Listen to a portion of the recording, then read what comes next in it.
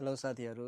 आज म यो भिडियो चाहिँ हामी एब्रोड किन आउने एज अ स्टुडेन्ट, बाहिर किन आउने, चाहे त्यो अस्ट्रेलिया होस्, अमेरिका होस् या युके होस्, होइन, हामी किन आउँछौँ, के एक्सपेक्टेसनले आउँछौँ भनेर कुरा गर्छौँ, होइन। अनि कि नेपालमै केही गर्नुपर्छ कि बाहिर आएर हामीले केही गर्नुपर्छ भन्ने के एक्सपेक्टेसन गरेको छौँ, के सोच छ भनेर त्यो अलिकति क्लियर आउट गर्छु। किनभने म पनि अलिकति केही सोच विचारले नै गरेर म आएको थिएँ, होइन। अनि त्यो अनुसारले आएर के मेरो रियालिटी भयो, के रियालिटी चेक भयो भनौँ न, होइन।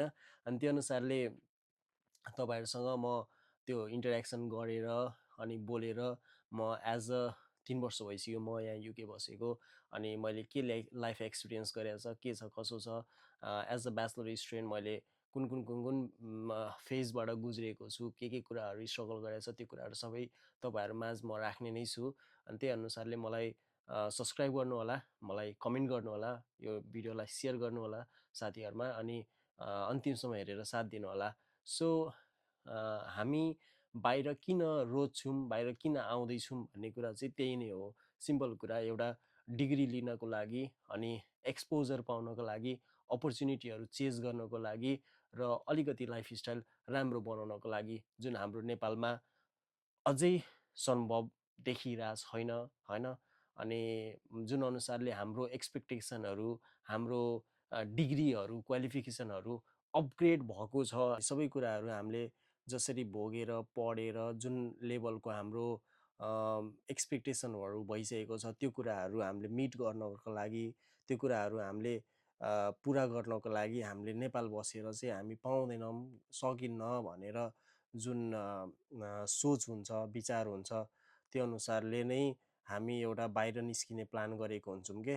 अनि त्यो गर्दा गर्दै हामी चेज गर्दा गर्दै कति कुराहरू मिस गरेर हामी रङ डिसिजन गर्न सक्छौँ, रङ डिसिजन गरेर रङ ठाउँमा पुगिसकेको हुन्छौँ, अनि एकदम ट्र्यापमा परिरहेको हुन्छौँ क्या।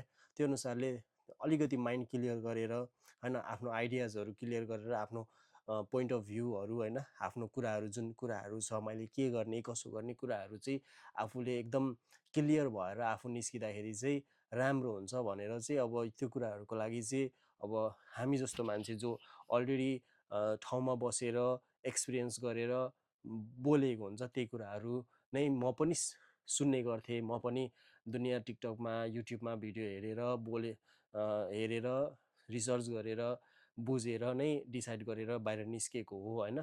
अनि त्यो अनुसारले चाहिँ अझ पनि त्यत्रो गर्दाखेरि पनि एक्सपेक्टेसन भर्सेस रियालिटी चेक नै भएको थियो, होइन। अनि जति जे गरे नि त्यही भएर चाहिँ एउटा साँचो तरिकाले रियालिटी चाहिँ के हो, वास्तविक कुरा के हो भनेर चाहिँ ग्राउन्ड लेभलमा, सर्फेस लेभलमा मैले बुझेको अनुसार तपाईँहरूलाई कुरा गर्नेछु, होइन। त्यो अनुसारले मलाई सब्सक्राइब गरिदिनु होला, फलो गर्नु होला। अनि अगाडि हामी कुरा गर्दै गर्छौँ। तपाईँहरूलाई के जिज्ञासा लागेको छ, किनभने मलाई टपिक नै आइरहेको छैन के कुरामा कुरा गर्ने भनेर। त्यही भएर मलाई कमेन्ट गर्नु होला, के छ कसो छ, तपाईँहरूले केही बुझ्न चाहनु भएको छ भने मलाई कमेन्ट गर्नु होला। त्यसको बारेमा मैले एकदम क्लियरली र आफूले फुल्ली कुराहरू रिसर्च गरेर तपाईँहरूलाई भन्ने नै छु, बुझाउने नै छु। हस् त, धन्यवाद। Thank you so much for watching. Take care.